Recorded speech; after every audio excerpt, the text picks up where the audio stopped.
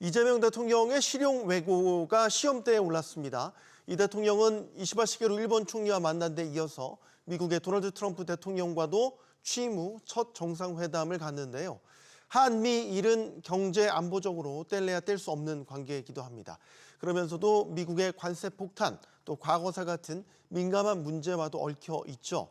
중요하면서도 어려운 외교 파트너를 대상으로 이재명 대통령이 어떤 합의점을 끌어낼 수 있을지 지금부터 이야기 나눠보겠습니다. 함께해 주실 분들 소개해드리죠. 명지대 국제통상학과 김태환 교수 나오셨고요. 또 가톨릭대 경제학과 양준석 교수, 서강대 왕선택 대우교수 나오셨습니다. 안녕하십니까? 네, 안녕하세요. 반갑습니다. 안녕하세요. 용감한 토크쇼 직설은 SBS 비즈 뉴스 앱과 유튜브에서 실시간으로 시청이 가능합니다.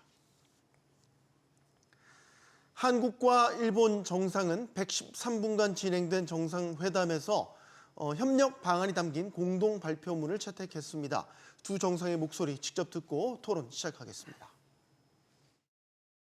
양국은 사회, 문화, 환경 등 다양한 분야에서 서로에게 유익하고 도움이 되는 방향으로 협력할 수 있는 최적의 파트너이기도 합니다.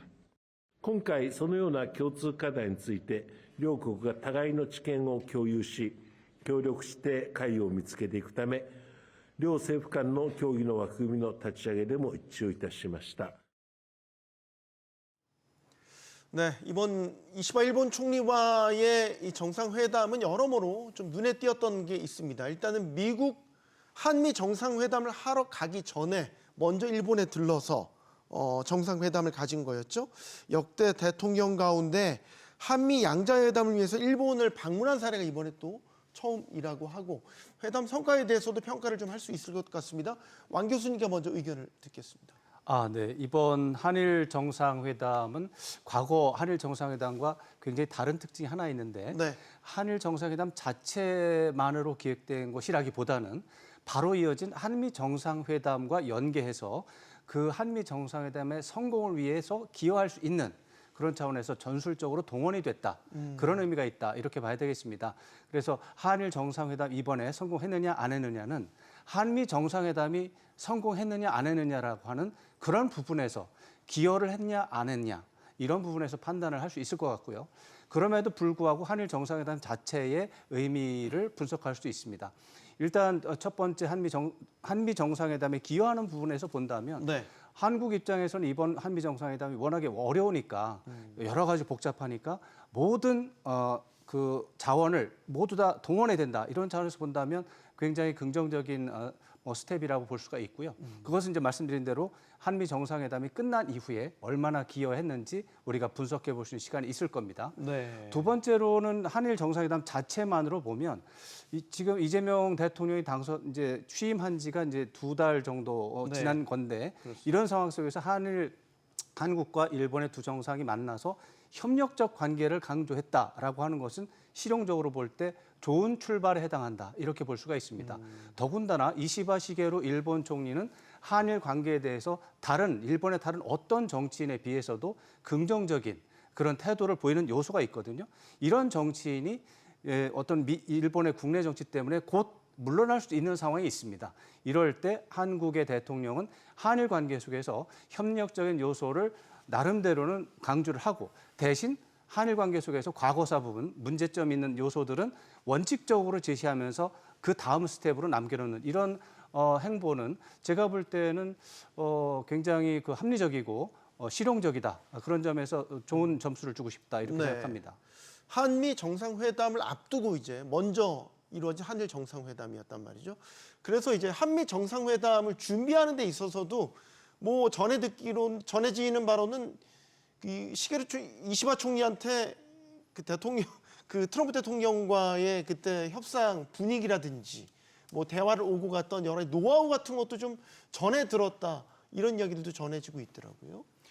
예, 그렇습니다. 우리 왕 교수님께서 잘 말씀하셨듯이 한미 정상회담을 앞두고서 한일 정상회담을 진행한 것은 물론 공통 발표문 내에 어떤 실질적인 내실 있는 내용들이 그렇게 이렇게 포함되어 있지 않지만 네. 한일 관계의 큰 방향성을 제시한 면에서는 의미가 있다고 보여집니다. 특별히 경제적인 측면에서 경제협력 방안에 대해서는 아직까지 구체화되지 않았지만 앞으로 셔틀 외교를 통해서 한일 경제협력의 물꼬를 텄다는 측면에서 의미가 있고요. 두 가지 측면에서 볼 수 있을 것 같습니다. 지정학적으로는 한국과 일본이 협력을 해 나가는 것이 미국 측에서도 원하는 거예요. 그것은 나아가서 한미일 공조를 하는데도 디딤돌이 되기 때문에 그렇겠죠. 네. 그런 측면에서는 이번이 미국에 대해서도 세일즈하기에 좋은 포인트다라는 거고요. 두 번째로는 미국의 큰 관세 전쟁의 큰 파고에 직면해 있는 한국과 일본이 네. 이렇게 표면적으로는 미국에 우리가 힘을 합쳐서 대항을 해보자 이런 얘기는 아니지만 암묵적으로 한국과 일본이 서로 협력해 나가는 것은 미국에 대항할 수 있는 그러한 기본적인 좋은 디딤돌이 또 될 수 있겠다라는 생각이 들고요. 나아가서는 한국과 일본뿐만 아니라 다른 국가들과 아세안 국가들과 또 유럽 국가들과도 이런 협력의 그런 그 끈을 네트워킹의 그런 기본 스태핑을 한 거다라는 측면에서 좋은 출발이라고 여겨지고요. 이것은 이번 한미 정상회담 오늘 이제 현지 시간으로 25일이지만 한미 정상회담에도 이 대통령으로서는 어떤 심리적인 안정감과 또 그 회담을 임하는 데 있어서의 그런 풀어나가는 방식에서 큰 뭐 레슨을 얻었지 않았을까 이렇게 여겨집니다. 네, 뭐 한일 양국 정상이 협력을 앞으로 강화하자는데 한 목소리를 냈다라는 것도 보도를 통해서 전해졌고요. 나름의 성과가 있다고 보십니까? 뭐 나름대로 그냥 그 어떤 의미적인 성공도 있지만은 아까 두 분이 말씀하신 것처럼 실제로 가장 중요한 것은 미국 그 트럼프 대통령 만나는데 대비를 했다는 게 가장 중요한 것 같습니다. 그런데 네. 일단 상징적인 의미에서부터 먼저 본다면은 지금 이재명 대통령이 뭐 우리가 지금 계속 인식하는 것은 뭐 전형적인 뭐 진보 대통령이다. 그런 우리가 그 의미를 가지고 있는데 좀 이재명 대통령은 여기에서 좀 빠져나가고 싶은 것 같아요. 그래서 경제 성장을 강조하고 또 좀 우리가 좀 전통적으로 생각하면 진보 대통령에서 조금 좀 빠져나가려고 하니까 그렇다면은 일본하고 먼저 만나면은 그러면은 일본하고 어떤 그 좋은 협력 관계를 가진 그 결과를 낸다면은 그러면은 이게 이제 그 과거하고 상당히 좀 다른 점을 강조할 수가 있겠죠. 그렇지만은 더 중요한 점은 지금 두 분이 다 말씀하신 것처럼 우리가 미국 트럼프 대통령 만나는 것을 대비해야 되고 네. 공통적인 자세를 좀 준비할 필요가 있다. 우리가 관세 협상을 맺었을 때 그 결과를 보면은 우리가 일본 결과를 상당히 많이 인용했습니다. 그렇게 해서 우리가 투자 금액을 뭐 일본 같이 많이 제시하진 않았지만은 그래도 그 투자를 제시했고 거기서 서로 일본도 그 투자를 제시했는데 일본 해석하고 미국 해석이 달랐죠. 그런데 그 해석하는 방법도 보면은 거의 우리나라하고 일본이 비슷합니다. 그래서 처음에는 그냥 서로 그냥 뭐 자기 나름대로 해석해서 그냥 잘 지내려고 했는데 계속 그 미국 내에서 트럼프 대통령을 비난한단 말이에요. 이 돈은 진짜 나오지 않을 거다. 그래가지고선 요즘 이걸 구체화하려고 하는 움직임이 많이 보이고 그렇다면은 제가 어떤 면에서 보면은 그래서 이 대통령이 트럼프 대통령을 너무 일찍 만나나 좀 걱정되는데 지금 이 해석을 트럼프 대통령이 원하는 쪽으로 만들기 위해서 엄청나게 많은 압력을 받을 겁니다. 그런 다음에 우리나라가 어떤 면에서는 제일 만만하게 보이니까 그러니까 우리나라에서 협상한 결과를 일본하고 EU에 활용시키겠다. 그런 생각이 있을까 그런 좀 염려를 버릴 수가 없어가지고 만약 트럼프 행정부에서 그렇게 진행을 할 것 같다면은 그러면 우리가 가기 전에 일본하고 같이 어떤 공동 이해를 맺고 나가는 게 중요하죠. 그래야지 우리가 네. 다른 나라들 영향도 좀 최소화시킬 수 있지만 또 역시 우리나라의 그 어떤 보호하고 있는 것에 대해서 좀 바탕을 가질 수가 있죠. 제가 협력 관계를 맺을 수가 있죠. 네. 올해 한국과 일본이 또 그 수교 정상화를 한 지 60주년이 되는 해이기도 하고요. 이 대통령이 일본과의 관계 개선에 적극적인 의지를 보였다라는 이제 신호는 여러 가지에서 나타나고 있는데 과거 이런 이야기도 했습니다. 김대중 대통령과 오부치 총리가 했었던 뭐 이른바 한일 파트너십 공동선언, 오부치 선언, DJ 오부치 선언이라고도 하는데 이걸 뛰어넘자. 그리고 이전 정부에서 합의를 했었던 위안부 그리고 징용 합의 뒤집지 않겠다라는 이야기도 했었죠. 뭐 아직 논란이 있기는 하지만 어쨌든 일본과의 관계 개선에 대한 적극적인 의지를 피력한 것으로 평가가 나오고 있더라고요. 네, 그런 점에서 아까 말씀드린 것처럼 이제 한일 관계는 협력의 요소와 갈등의 요소가 항상 공존하고 있고 대체적으로는 갈등의 요소가 더 강하게 작동하는 그런 특성이 있는데 네. 그런 것들을 어떤 정부에서는 협력만 강조하는 경향이 있었고 또 어떤 정부에서는 갈등만 강조하는 요소가 있었다라는 거죠. 그러한 역사적 경험을 바탕으로 볼 때 제일 좋은 것은 협력적 요소를 중심으로 가되 어떤 갈등적 요소는 잊어먹지 않고 차분하게 교정하는 방법으로 가는 게 제일 좋은 거라고 알려져 있었어요. 근데 실제로 국민 여론에 대한 판단을 하다 보면 국가 지도자들은 오판하기 마련입니다. 양쪽 중에 한쪽을 판단하게 돼 있죠. 네. 이번에 이재명 대통령은 그 부분에 있어서는 표준적인 방법을 정했다. 그래서 협력적인 방법을 우선적으로 잡고 가되 원칙적인 요소, 즉 영토 문제라든가 과거사 문제에 있어서 일본의 전향적인 태도를 요청하는 문제는 후손위로 돌리면서 잊어버리지 않겠다라고 하는 부분을 같이 가는 이런 부분은 제가 볼 때는 균형적인 태도였다라고 평가가 되고요. 앞으로 더 잘 될 수 있는 그런 바탕은 깔아놨다. 일단 이렇게 평가할 수 있을 것 같습니다. 그럼 한일 간의 셔틀 외교가 복원이 됐다라고 볼 수 있는 겁니까? 그런 한일 부분들? 간에는 그렇게 셔틀 외교가 복원이 됐다라고 선언했다가 두세 번 하다가 망한 적이 많습니다. 그래서 드리는 질문이긴 합니다. 국민 여론이라고 하는 것이 일본도 문제가 있고 우리 쪽에는 더 크게 작동하고 있는 국민 여론이라는 게 있습니다. 이런 부분을 잘 관리하지 않으면 셔틀 외교라고 하는 것은 두세 번 하다가 그냥 중단되고 심지어 그것이 10년 동안 멈춰 있는 경우도 많았고요. 네. 그렇기 때문에 조심스럽게 봐야 되는데 이재명 대통령의 접근법은 분명히 과거사가 있다는 걸 알고 있기 때문에 그것을 무시하지 않고 그것은 분명히 다뤄나가겠다라고 얘기하면서도 그 부분은 의도를 갖고 좀 밀어놓는 부분이 있기 때문에 쉽게 깨지지는 않고 잘 될 가능성이 있다. 이런 네. 기대를 합니다. 알겠습니다. 자, 위성락 국가안보실장은 이 대통령과 이시바 시게루 일본 총리가 상당한 시간을 대미 관계, 미국과의 관세 협상 등에 할애했다 이렇게 설명하기도 했습니다. 그래서 이 트럼프 관세에 대응하기 위해 한일 간 공동 대응 방안이 나오는 것 아니냐 여기에 대한 부분도 주목이 됐고요. 더 넘어서 이제 경제 협력 분야 뭐 예를 들면 한국과 일본 간의 FTA 협상을 다시 한번 재개할 수 있는 것 아니냐 이런 가능성까지도 지금 거론되고 있어요. 어떻게 보십니까?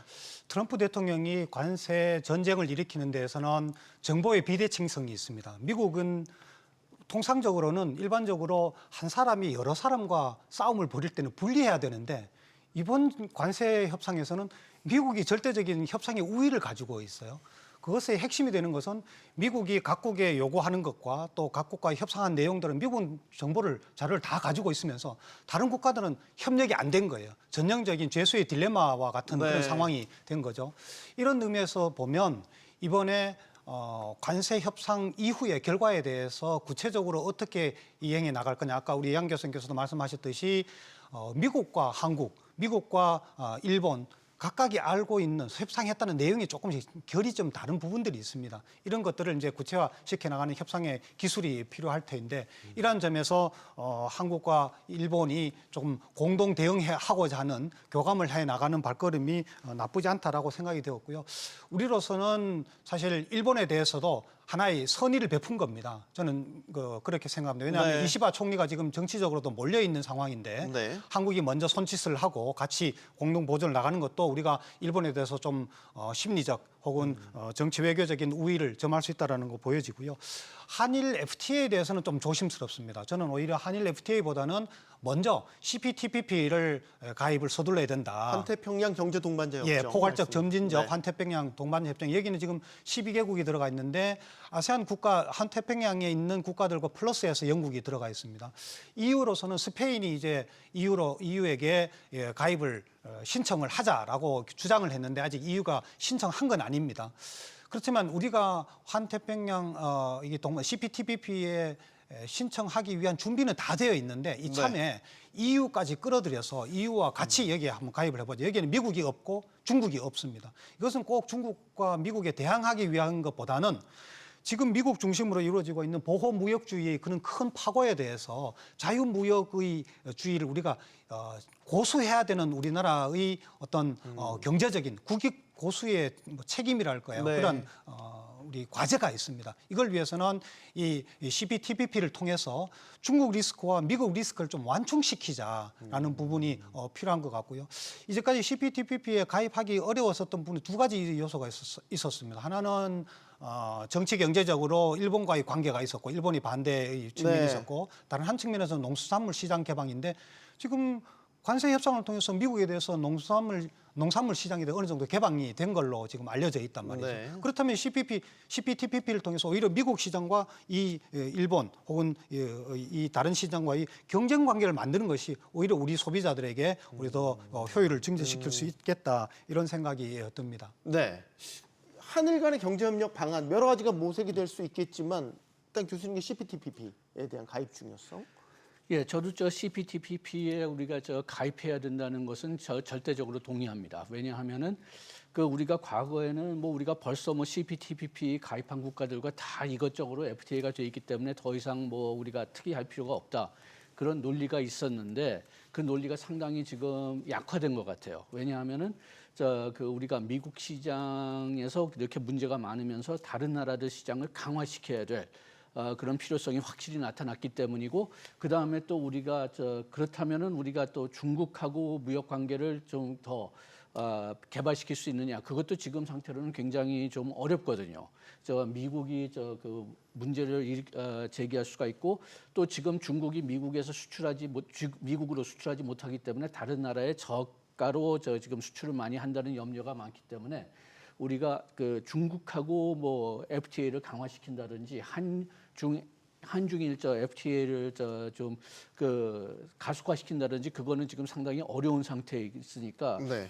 CPTPP가 여기에 대한 해답인 것 같고 특히 EU가 여기에 들어간다든지 아니면 들어가지 않는다고 해도 어떤 협력 관계를 생각한다면은 요게 트럼프의 보호주의를 좀 제한시킬 수 있고 막을 수 있는 국제 협력의 모태가 될 수가 있습니다. 지금 뭐 WTO를 실질적으로는 죽었고 그렇다면은 여기에 CPTPP를 본다면은 EU가 만약 여기에 들어가거나 협력 관계를 맺는다면은 그러면은 미국하고 중국을 빼놓고선 다른 중요한 국가들은 다 들어가 있는 셈입니다. 그래가지고선 제가 지금 개인적으로 상당히 좀 아쉬웠던 점이 미국이 이렇게 보호주의를 강화시키려고 한다면 다른 나라들끼리 이렇게 좀 뭉쳐가지고선 자유무역을 좀 그 도모시킬 노력을 해야 됐었는데 계속 네. 미국에만 신경 쓰고 다른 나라 협력하는 건 신경 안 썼거든요. 그럼 그런 걸 하려면은 이 CPTPP가 모태가 돼야 된다고 생각합니다. 교수님께서는 CPTPP 어쨌든 일본 반대가 그동안 있어 와서 가입을 못한 그런 측면도 분명히 있기 때문에. 근데 사실 CPTPP의 경우는 한국이 가입하는 거는 좋긴 좋은데 이게 그 전에 이제 RCEP이라고 하는 그 부분과 네. 이제 연계가 되면서 정치적으로는 해석이 들어가면서 이제 계산법이 꼬여 있었던 것이고 그것을 이제 미국 주도의 TPP를 일본 주도의 CPTPP로 들어가면서 외교적인 해석이 들어가 있는 상태에서 지금 어려움에 처해 있는 겁니다. 그 뭐 우리 입장에서는 다자 협정 들어가면 더 좋은 부분도 있죠. 그러나 일본이 주도권을 잡으면서 어떻게 보면 우리가 일본이 주도하는 그 틀 내에 들어가서 주도권을 우리가 인정하는 듯한 모양새에 있어서 좀 어려움이 좀 있었고요. RCEP, 그러니까 아세안 협력하는 요 다자 협정과 비교해서 CPTPP는 현재 우리 기업들이 감당하기에는 다소 높은 수준의 어떤 국제 통상 규범을 요구하는 이런 부분에서 우리 기업들이 준비가 됐는지 이런 부분에서는 우리가 좀 걱정을 해야 되고요. 이런 부분이 완화가 된다면 그러면 저로서는 크게 봐서 동의하는 게 당연하다고 생각을 하고요. 또 하나는 이런 접근을 하면서 미국과 중국이라고 하는 절대 시장, 절대 경제 상황 속에서 우리가 뭐 이렇게 벗어나서 다른 데로 가자라고 하는 그것은 아닌 것 같습니다. 네네. 사실 미국과 중국 시장이 어려운 건 우리뿐만이 아닙니다. 일본도, EU도 모두가 지금 미국 시장에 대해서 어려움을 겪고 있고 자꾸 다른 데로 좀 돌려야 되나라는 고민을 하고 있습니다. 그럴 때일수록 더 큰 시장인 미국과 중국에서 우리의 경쟁력을 높이는 노력도 병행을 해야 되는 것이죠. 그러니까 미국과 중국에 대한 의존도를 줄이는 게 우리의 목표다라고 했을 때는 큰일 날 수도 있다라는 거죠. 지금 의존도를 줄이는 게 문제보다는 그 다른 국가들하고 협력을 맺는 그리고 다른 국가들과 요것 때문에 그냥 우리 그 무역 비중이 아주 크게 바뀌지 않을 겁니다. 무역 비중은 그 나라의 GDP에 따라서 설정이 되는 거지. 우리가 협정을 맺었다고 해서 크게 달라지지는 않거든요. 우리나라가 진짜 그렇게 뭐 무역 장벽이 큰 나라도 아니고 지금 CPTPP에 들어가 있는 국가들도 뭐 무역 장벽이 아주 큰 나라들이 아니니까 우리 그 미국, 중국 비중을 좀 약간 줄일 수 있을지 몰라도 큰 변화는 일지 않을 것 같지만은 여기서 중요한 것은 시장 개방, 그 자유무역에 대한 노력을 계속 추진한다는 거죠. 여기를 통해서. 네. 쉬운 게 없긴 합니다. 자, 한일 정상회담을 마친 이재명 대통령 이제 한미 정상회담을 하기 위해 미국으로 이동했습니다. 한미는 지난달 관세 협의 이후에도 세부 추가 협의를 진행하고 있는데요. 쟁점 부분에 대해선 이견을 보이면서 정상회담이 쉽지 않을 것 같습니다. 관련 목소리 듣고 이야기 이어가겠습니다. 제가 이해하기로는 투자 분야는 정상회담 때 더 논의가 될 것 같습니다. 일단은 뭐 그런 이슈는 아니라고 저는 알고는 있는데 좀 상황을 보시면 어떨까 싶습니다. 네. 지난주 후반에 논란이 됐던 게 있습니다. 조현 외교부 장관이 급급 미국을 방문했어요. 이걸 두고 굉장히 다양한 해석들이 나왔어요. 며칠 남겨두지 않았는데 갑자기 외교부 장관이 일정을 제쳐두고 미국으로 갔다? 이거 회담 취소되나? 뭐 의제 설정에 문제가 생겼나? 갖가지 해석들이 나왔습니다. 네, 저도 좀 놀란 부분입니다. 네. 매우 이례적인 것이고 정상적인 상황에서 그런 일이 발생했다면 사고 난 겁니다. 네. 그렇게 되면은 아마 회담이 무산되나라는 걱정을 할 정도의 그런 이제 행보였기 때문에 네. 이제 놀랐다고 보는 거고요.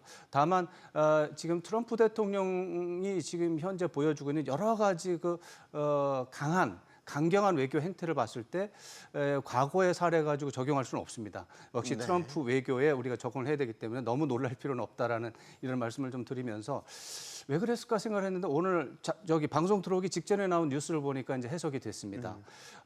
이재명 대통령이 일본에서 미국으로 이동하는 과정에서 기자 간담회를 했던 내용이 이제 보도가 된 거죠. 네. 됐더니 이재명 대통령의 발언을 가지고 해석을 해보면 트럼프 대통령이 관세 협상 합의 사항에 대해서 수정을 요구한 것 같습니다. 특히 농축산물 관련한 부분 쪽에서 미국 국내 정치 아니면 미국의 국내 경제 어떤 산업 분야에서 관세 협상에 대해서 불만을 표명하면서 한미 관세 협상 부분을 고쳐야 된다라는 강한 요구가 있는 것 같고요. 그런 부분을 미국이 이제 의제로 던지니까 우리 입장에서는 그건 곤란하지. 왜냐하면 이게 그냥 뭐 단순하게 결단해서 되는 게 아니라 엄청나게 많은 산업 요소들이 종합적으로 조율이 되는 거고 그건 시간이 필요한데 며칠 사이에 그렇게 바꿀 수는 없는 거니까요. 그래서 그런 부분 때문에 조현 장관이나 또 통상 뭐 이쪽 계통에서 장관이 3명이나 지금 이례적으로 가 있는 이런 상황이 벌어졌다고 생각하고 근데 이에 대해서 이제 이재명 대통령이 답도 내놨습니다. 어느 나라 대통령이든 자기 나라 기업인들 또 경제인들의 이익을 보장하기 위해서 노력한다. 그런 차원에서 바라보고 있고 우리 입장은 기존에 어렵게 만든 합의를 유지하는 것이 우리의 기본 입장인데 이런 입장을 가지고 잘 설득을 해보겠다. 이런 입장을 보였습니다. 표준적인 답변이고 표준적인 접근입니다. 저는 이런 상황 속에서 사고 날 정도는 아니고 한미 정상회담 취소되는 건 아니고 다만 역시 트럼프 대통령이 상궤를 벗어나서 관세 협상의 합의안을 수정할 것을 요구하는 입장을 피력한 상태여서 굉장히 어려움에 처해 있다. 이렇게 봐야 되겠습니다. 소위 말해서 쌀과 소고기에 대한 개방 여부, 추가 개방 여부를 놓고서는 사실 관세협상 타결 당시에도 해석이 분분했지 않습니까? 이게 확실히 논의 대상에서 제외된 게 맞느냐 아니냐, 뭐 SNS에 올라온 입장과 우리 정부의 공식 발표가 또 다르고 뭐 이런 점들이 계속 논란이 됐었는데 이게 지금 또 묘한 분위기로 또 흘러갔단 말이죠. 우리 정부 말을 믿어야겠죠. 기본적으로는 당연히 그래야겠죠.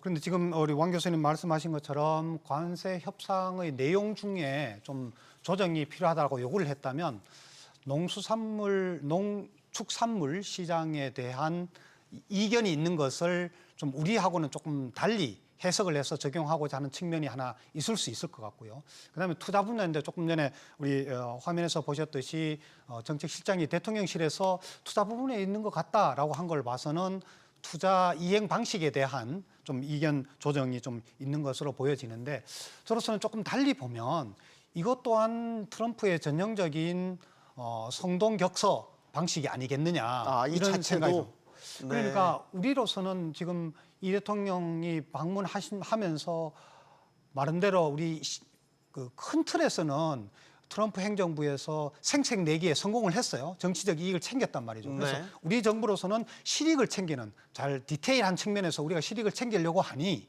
트럼프 쪽에서는 미리 그것을 오히려 더 또 압박을 차단하기 위해서 삼성 지분을 내놔라라든지 네. 전혀 보조금 지급하고 이거 투자 지분하고는 전혀 다른 사안인데 그것을 덜렁 내놓는 것 해가며 이런 그 압박을 가하기 위한 수단으로서 그러지 않느냐. 그렇다면 이제까지 방식에서처럼 우리는 미국에 아니 10을 내놔라고 그러는데 우리가 한 5 정도 내놓으면 선방한 거 아니냐. 이런 그런 주입되어가는 그런 앵커링 이펙트에 함몰되지 않을까 이런 우려가 좀 생기는데 어쨌든 이번 그 트럼프 행정부에서의 그런 외교 일정을 좀 무시해가면서 이런 변경을 가져온 것은 전형적인 그리고 압박 수단의 하나의 측면도 있다라고 생각이 되고 우리 정부로서는 일관된 그런 협상 방식과 내용을 견지해야 된다 이렇게 보여집니다. 예, 저기 두 가지 측면으로 볼 수가 있을 것 같은데요. 첫째는 트럼프 대통령의 어떤 개인 좀 그 비합리적인 그런 요구 사항일 수도 있는데 지금 뭐 EU도 마찬가지고 일본도 마찬가지고 우리나라도 마찬가지였는데 이 투자에 대한 또는 뭐 그 농업 시장 개방 여기에 대한 해석이 트럼프 대통령하고 정부하고 서로 달랐단 말입니다. 그렇게 되니까 그 트럼프가 미국 내에서 굉장히 많은 공격을 받고 있었어요. 그래가지고선 이번 기회에 그 트럼프 대통령이 우리나라가 어떤 면에서 제일 만만하게 보이니까 우리나라는 뭐 국방부 문제도 있고 뭐 일본이나 EU에 비해서는 경제 규모도 작으니까 자기가 원하는 해석을 여기에 적용시키고 싶다. 그래가지고선 우리나라에 먼저 압력을 넣어서 자기가 원하는 것을 최대한 받은 다음에 이것을 유럽하고 일본에 적용시키겠다. 이런 생각이 하나 있을 수가 있고요. 이거는 어떤 면에서는 순수하게 트럼프의 어떤 에고로 설명할 수 있는 건데 또 하나 설명할 수 있는 방법은 이게 두 개 다 저는 겸용됐다고 생각하지만 우리나라가 미국에서 그 수입하는 쇠고기, 수입하는 쌀 요거 보면 각각 10억 달러가 안 됩니다. 10억 달러도 안 되는데 그렇다면 뭐 2배 돼 봤자 그래봤자 뭐 저기 그 한 50억 달러 될까요? 그런데 여기를 찌르면은 우리나라가 계속 돈을 주거든요. 왜냐하면 정치적으로 하도 민감하기 때문에. 그래서 이게 그 쇠고기하고 쌀이 진짜 우리나라의 아킬레스건이고 여기를 계속 찌르면은 여기를 개방하기 싫으니까 다른 데서 더 많은 걸 준다는 거죠. 그래서 그런 전략일 수도 있지 않나 좀 그런 생각이 듭니다. 요거는 좀 어떤 합리적인 해석이죠. 항상 지금까지 보여왔던 트럼프 행보는 어떤 회담에서건 트럼프 자체가 리스크라는 이야기를 많이 하게 되죠. 몇 차례 저희가 확인했지 않습니까? 즉흥적인 요구들이 있잖아요. 그렇죠. 지난번 관세 협상 때도 즉흥적으로 대미 투자액 올리라고 요구를 했었고, 그러니까 이번에 혹시 정상회담에서 정상 간의 만남에서도 트럼프 성격을 감안하면 개의치 않고 본인이 요구할 거를 할 것 같아요. 즉석에서. 예를 들면 진짜 3,500억 플러스 알파를 요구한다라든지. 네. 그럴 위험이 있습니다. 지금까지 이제 또 1기와 또 다르겠지만 2기는 특히 트럼프 행정부 2기는 더욱더 트럼프 대통령의 강력한 위력을 보이고 있기 때문에 좀 다른데 네. 지금 2기 지난 몇 달 동안의 과정을 보면 트럼프와의 정상회담에서 비교적 선방한 대통령들이 있고 완전히 망한 대통령들이 좀 있고 뭐 어정쩡하게 잘 존재감이 없는 그런 상황도 있었습니다. 근데 지금 말씀하신 것처럼 트럼프가 즉흥적으로 정상회담 요구를 하면서 굉장히 봉변을 만드는 상황은 트럼프 대통령과 어떤 스토리가 있는 부정적인 스토리가 있는 경우에 국한돼 있습니다. 아, 그래요? 우크라이나의 젤렌스키 대통령한테 그때 이제 그 광물과 관련한 엄청난 양보를 이제 해놨는데 젤렌스키 대통령이 그 부분에 대해서 거부하는 모양새가 있었던 거고요. 남아프리카의 경우는 이제 그거는 이제 백악관 쪽의 범죄 지지 당시, 네. 세력의 요구에 따라서 그렇게 된 또 부분이 있고요. 그래서 또 스위스 대통령의 경우는 스위스의 경우는 유럽에서 떨어진 외따로 떨어진 존재라서 약한 그런 이미지가 있었고요. 쉽게 말하면 트럼프 대통령이 볼 때 약한 카리스마가 거의 없는 유약한 지도자에 대해서는 강하게 나갔다는 겁니다. 어떻게 보면 사냥감으로 생각하는 거죠. 그러나 그 지도자가 강한 카리스마를 가지고 있거나 무시할 수 없는 상황이 있으면 거기에 맞게 대우를 해주는 특성이 있습니다. 푸틴 러시아 대통령이 대표적인 사례입니다. 푸틴 대통령과의 정상회담은 결과를 보면 참 이 트럼프 대통령이 왜 이렇게 약하게 하지라는 말을 할 정도로 노딜이었죠.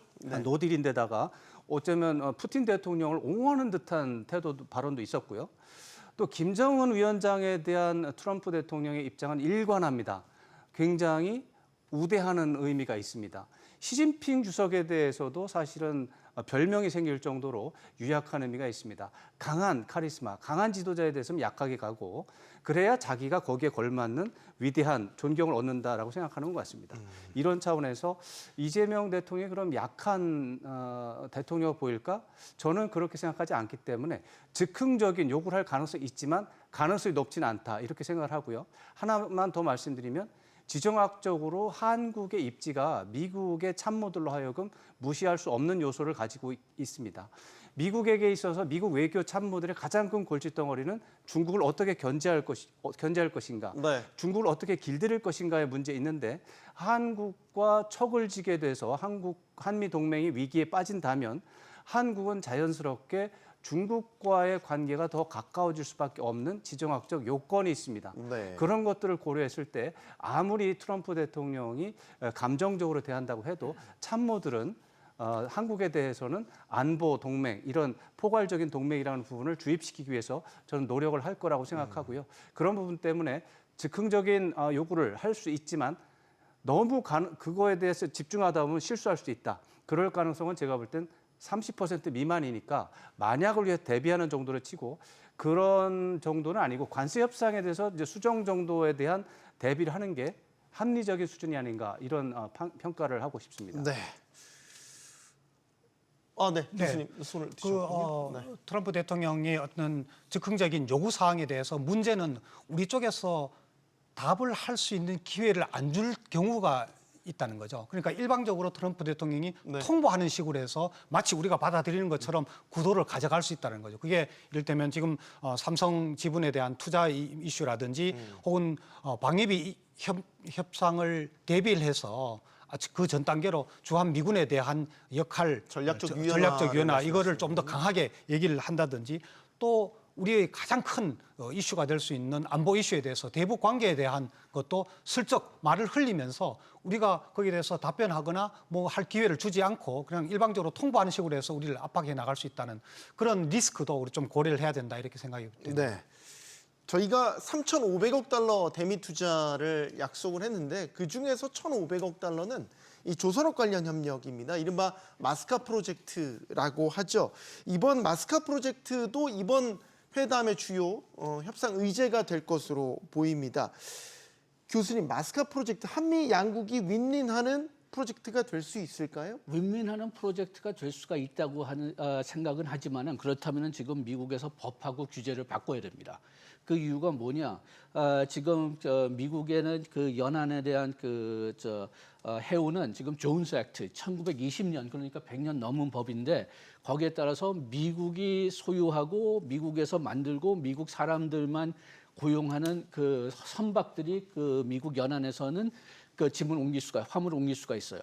그런데 그렇게 된다면은 원칙적으로 이 법에 따라서 얘기한다면 우리나라 그 선박을 미국에서 사용할 수 없다는 겁니다. 연안에 그 배달할 때. 네. 그래가지고 지금도 그 우리나라에서 그 미국으로 화물을 보낸다면은 상당히 많은 경우는 도중에 배를 바꿔야 돼요.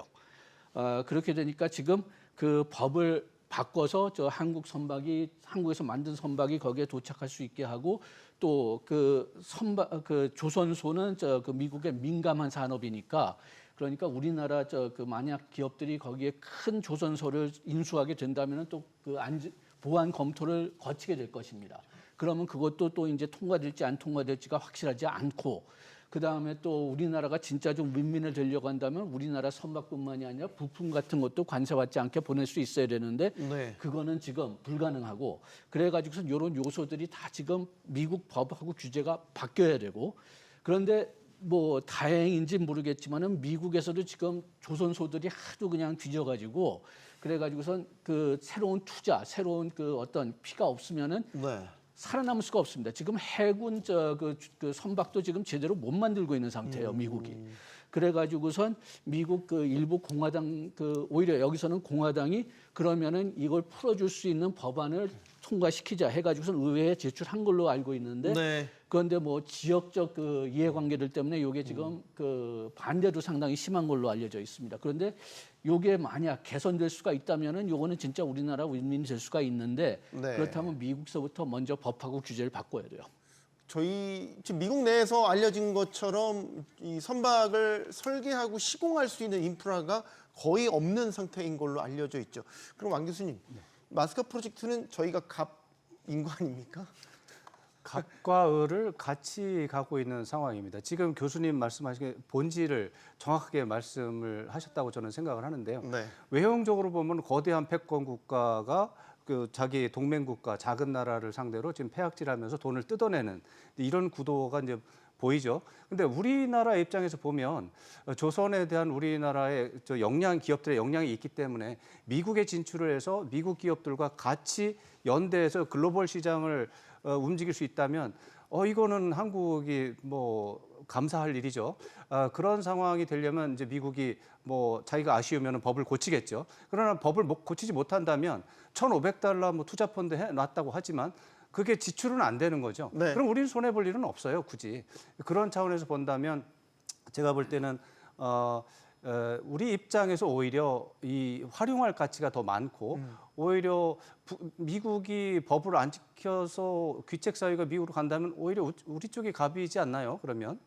근데 미국은 실상 어떻게 중국 해군력 부상에 대한 위협을 상당히 받고 있는 상황입니다. 뭐 그게 이제 트럼프 대통령이 그렇게 생각하는 거죠. 트럼프 대통령이 지금 분명히 외형적으로 미국의 해군 뭐 함정 쉽게 말해서 300척 정도 되는 것이고 중국의 해군 함정은 400척 정도 되는 것이고 네.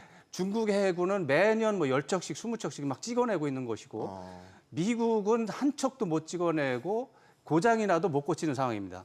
이것만 보면은 이제 이 문제가 있는 거죠. 전력 유지에도 버거운 상태. 버거운 상태죠. 그러나 이제 미국의 주요 핵심 전력은 겉으로 떠다니는 구축함 이런 것도 있지만 잠수함급이라든가 항공모함을 중심으로 선단 중심으로 돼 있고 이것 자체를 중국이 따라잡는 데 걸리는 시간은 제가 봤을 때 20년 안에는 어렵습니다.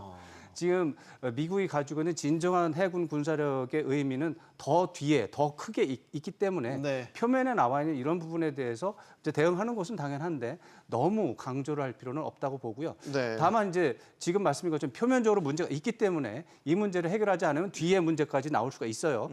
그걸 지금 현재 방지하기 위해서 어떻게 할 것인가 고민하다가 한국과 협력하면 된다라고는 아이디어가 나온 것이고 저는 이런 점에서 저도 윈윈의 가능성이 충분히 있는 뭐 영역이라고 생각합니다. 네, 교수님께도 의견 듣겠습니다. 예, 그 마스카의 아이디어를 낸 것은 뭐 잘했다고 보여지고요. 굳이 모자까지 만들 필요가 있었느냐는 생각도 들긴 합니다만 어쨌든 성공적이었다고 생각이 됩니다. 그런데 네. 중요한 부분이 미국 조선 산업을 재건하는 데에 한국 자본이 투자가 되고 현지 법에 따라서 조선소를 건설을 하고 건조를 해 나가는 과정에 그 주도권이 오히려 미국 정부가 개입을 해서 미국이 주도권을 가지게 되면 자칫하면 한국이 인력도 들어가고 자본도 들어가고 시스템도 들어가는데 기술도 들어가는데 정작 하청처럼 을의 위치에 놓여질 수 있다라는 거죠. 왜냐하면 이 아까 왕 교수님 말씀하셨듯이 이 미국에서의 조선소는 사실은 해군 함정을 건조하기 위한 거고 상선은 미국이 현재 상선 건조율이 0.3%라고 그러니까 전체 세계 시장에서 아주 네. 미약하고 그러면은 그 군함 건조의 특수성을 에 기반해서 어떤 정보라든지 보안이라든지 이런 걸 내서 그걸 전적으로 정부가 컨트롤하게 된다면은 자칫하다가는 우리가 거기에 미국의 마치 모섬 역할을 할 수 있는 그렇게도 전락할 수도 있다. 따라서 우리가 지금 기대하는 것처럼 서로 윈윈하기 위해서는 서로 대등한 관계와 또 현지 법 제도에 있어서의 그런 그 불합리한 요소들이 제거되는 것이 인프라가 마련돼야 된다. 이에 따른 참여가 필요하다 이렇게 보여지죠. 그런데 여기에 좀 한 네. 요소만 좀 잠깐 말씀드리면은 지금 우리가 군사적으로는 지금 한국 필요할 수밖에 없다 그런 얘기를 했는데 군사 참모들은 그래서 다 여기에 동의할 겁니다. 문제는 뭐냐? 트럼프가 거기에 동의되느냐? 지금 처음에 시작했을 때는 트럼프가 이 무역 정책의 지지를 얻기 위해서 제시한 게 중국을 견제해야 된다. 그런데 중국 견제하는 건 거의 다 지금 풀어버렸어요. 특히 AI 같은 데서 자기네들이 뭐 앞서 나가야 된다고 뭐 기술 수출 그 제한시키려고 했다가 네. 지금은 거의 다 풀어줬습니다. 그러니까 그 참모들이 아무리 합리적으로 얘기한다고 해도 트럼프 설득시키지 못하면은 지금 현재로는 소용이 없는 거죠. 자, 원전은 어떻게 보십니까, 왕 교수님? 원전 같은 경우는 역시 전략 산업이기도 하지만 지난주에 이제 논란이 됐던 건 우리 한국수력 원자력과 웨스팅하우스 간의 불공정 계약 논란이 불거졌고 그 뒤로 나온 게 한수원과 웨스팅하우스 간의 조인트 벤처 설립 가능성 이 얘기가 나왔어요. 그러니까 어떻게 보면 결이 다른 이야기가 같이 튀어나왔단 말이죠. 네. 연장선상에 있다고도 생각이 들기도 하고. 네, 그 부분만 보면 이제 왔다 갔다 하는데 또 다른 이야기가 겹쳐 있어서 우리가 이해하기 어려운 게 미국 한미 원자력 협력 협정을 개정하는 문제와 연결이 돼 있습니다. 또 그것도 근데 원자력 협력 협정을 개정하는 문제는 우라늄 농축 문제와 사용 후 연료봉 재처리하는 문제. 권리를 우리가 행사할 수 있는지 없는지와 연결이 돼 있는데 이 문제는 우리 이제 한국 쪽에서 독자적인 핵무장을 할 것인가 말 것인가라고 하는, 즉 미국 쪽에서 본다면 핵무기 비확산 시스템을 한국이 계속해서 지지할 건가 말 건가에 대한 근본적인 신뢰 문제가 있습니다. 이 부분에 있어서 한국은 신뢰를 매우 많이 상실한 상황입니다. 그게 이제 최근에 이제 한국에서 지난 몇 년 사이에 근데 그 이전 정부에서 많이 나왔던 독자적 핵무장론 거기에 근거하는 그렇죠. 거 아니에요? 그게 이제 뼈 아픈 부분인데 그러나 그 지난 윤석열 정부에서 그게 이제 부각됐고 정부에서도 그 부분에 대한 모호한 태도가 있었기 때문에 문제가 있다고 저는 생각을 하는데, 그러나 그게 독자적으로 한 게 아니고 국민의 지지를 보고서 그렇게 한 거란 말이에요. 국민적인 지지를 얻기 위해서는 독자적 핵무장론을 띄우는 게 좋다라고 하는 그런 고려 때문에 그런 이제 지도부에서 그런 말이 나온 거죠. 그렇게 되면은 미국에서는 이게 한국이 아무리 동맹이라도 원자력 협력 이 개정 문제는 이거 건드리면 안 되겠구나. 저 나라는 원자력을 만들겠구나라는 이제 의심을 더 강하게 가지게 된 상황입니다.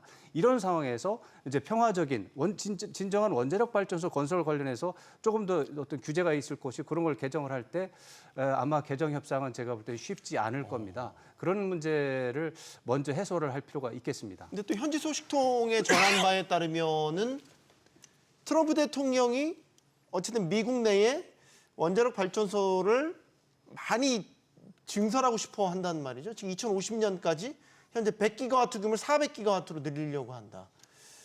그래서 한국 기업들이 들어와서 지어달라. 어떻게 보면 마스카 프로젝트랑 비슷한 형식의 이야기도 했다라는 거를 이제 현지 소식통을 통해 전해지기도 했습니다. 예, 미국 현재 알려지기로는 한 96기 정도, 100기가 조금 안 되는 원자력 발전소가 건재하고 가동되고 있는 걸로 알고 있고요. 그러면 400기가 한다면 앞으로 300기 정도를 더 건설하겠다는 건데, 웨스팅하우스의 그 회사도 사실은 기술만 있지 시공 능력이 없어요. 예, 지금. 캐나다의 펀드에서 운영하는 겁니다. 그 소유가 사실 미국 국영 기업이 아니고요. 네. 그게 이제 망하다가 2018년도에 거의 이렇게 파산 지경에 있다가 이제 캐나다의 펀드가 이제 인수를 해서 운영을 하는 건데, 거기서는 설계 능력이 있지만 앵커께서 말씀하신 것처럼 시공 능력이 없다가 보니까 한국의 한수원에서의 시공 능력을 역량을 필요로 하는 부분이죠.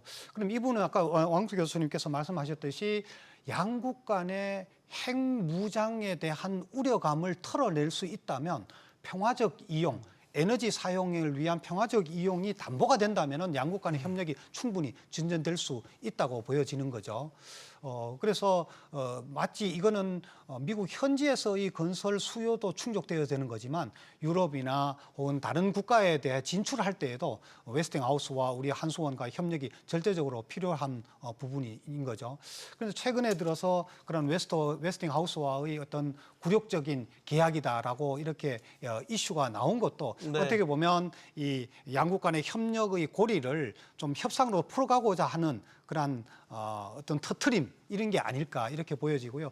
제 개인 소견으로는 마스크하고는 조금 더 결이 다르지만 네. 안보 이슈와가 맞물려져 있지만 그것을 정치적으로 잘 해결을 한다면 이것도 양국 간의 협력의 여지는 충분히 있다 이렇게 보여집니다.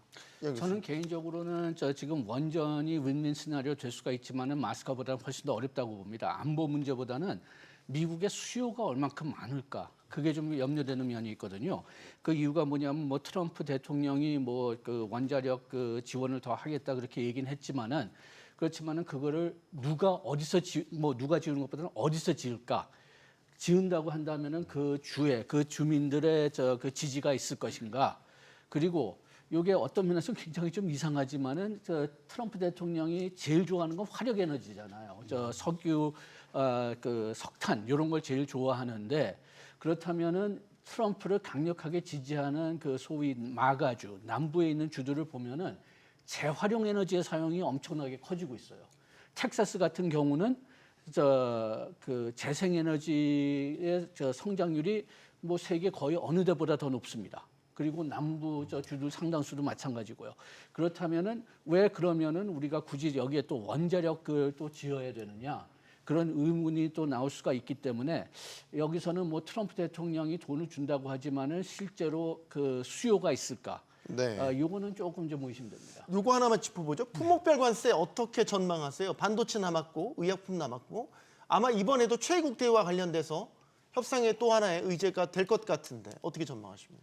반도체에 대한 품목별 관세를 부과하기는 미국으로서 좀 곤욕스러울 겁니다. 그것은 반도체 생태계를 보게 되면 미국이 필요로 하는 메모리 반도체라든지 이런 부분들은 미국이 수입을 해야 되는 거거든요. 또 파운드리 경우에는 미국에서 설계된 반도체를 해외에서 생산해요. 대만이라든지 한국이라든지 일본에서 생산을 해야 되는데 그 생산된 반도체를 미국으로 다시 역수입할 때에 관세를 부과를 한다. 그것에 피해가기 위해서 미국의 투자를 확대를 하는 기업에 대해서는 품목별 관세를 부과하지 않겠다라고 일종의 꼼수를 이렇게 네. 제시를 한 건데 그것 자체가 벌써 반도체에 대해서는 그 반도체 생태계를 봤을 때 미국이 일률적으로 그렇게 관세를 부과하기 쉽지 않을 거다라는 얘기고요. 그것이 곧 EU에 대해서 15% 관세를 네. 최혜국 대우로 이렇게 정해놓은 거죠. 그 최혜국 대우는 다른 나라와 같은 그런 혜택을 주겠다라는 거기 때문에 그 우리도 최애국 대우를 약속 받은 거 아닙니까? 예, 우리와 EU가 그래 받았고 일본도 거기 합의를 된 걸로 이렇게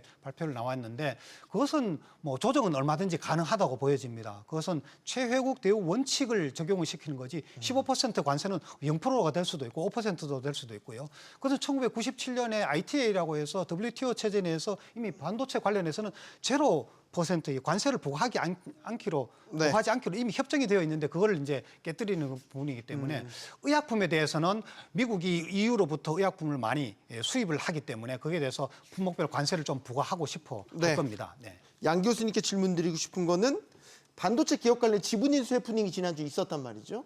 요게 좀 명확히 정리가 돼야 될 것 같은데 상식적으로 납득이 가는 이야기는 아니에요. 상식적으로 납득이 가는 이야기는 아닌데 뭐 트럼프는 뭐 언제든지 그런 얘기를 할 수가 있지만 그렇지만 일단 그 트럼프 대통령 직접 말이 나오진 않았지만은 그 소위 그 월스트리트 저널에서 뭐 백악관의 고위 관리 이야기를 인용한 걸 들으면은 인텔 외에 다른 회사들의 지분은 그 요구하지 않겠다 이런 얘기가 나오긴 했습니다.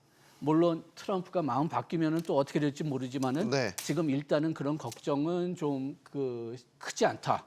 이렇게 봐야 될 것 같고요. 예. TSMC에서는 만약 그렇게 지분을 요구한다면은 그러면 미국의 투자를 감소시킬 그런 얘기가 나왔는지 모르겠습니다. 그런 기사를 어디서 본 것 같은데 만약 그렇다면은 트럼프의 그 어떤 그 미국 내 생산 시설을 높이겠다는 그런 의지에 상반되니까 그걸 네. 하지는 못할 거고요. 아까 그 관세율에 대해서 말씀하셨는데 저는 개인적으로는 관세율이 의외로 높게 나올지 모르겠어요. 왜냐하면은 지금 미국의 생산 시설이 있거나 투자하는 기업들은 그 예외시킨다고 했는데 그런데 그게 그 세계 톱 10 기업들은 다 포함되어 있습니다. 그래가지고선 그렇게 된다면은 관세를 높이 매겨도 들어오는 그 반도체 그 관세를 매기고 들어오는 반도체는 어차피 별로 없으니까요. 중국산 네. 반도체에 대해서는 네, 공감합니다. 예. 그래가지고선 의외로 반도체 관세율이 높을 수가 있다. 네. 이걸 조금 좀 주의드리고 알겠습니다. 싶습니다. 이재명 정부가 첫 한미 정상회담을 눈앞에 두고 있습니다. 관세를 앞세워 세계 경제 질서를 송두리째 뒤흔들고 있는 트럼프 대통령과 마주 앉게 되는 거죠. 이 대통령이 강조한 실용 외교의 시험대이기도 합니다. 토론 마치겠습니다. 여기는 모든 경제가 보이는 SBS 비즈입니다. 시청해주신 여러분 고맙습니다.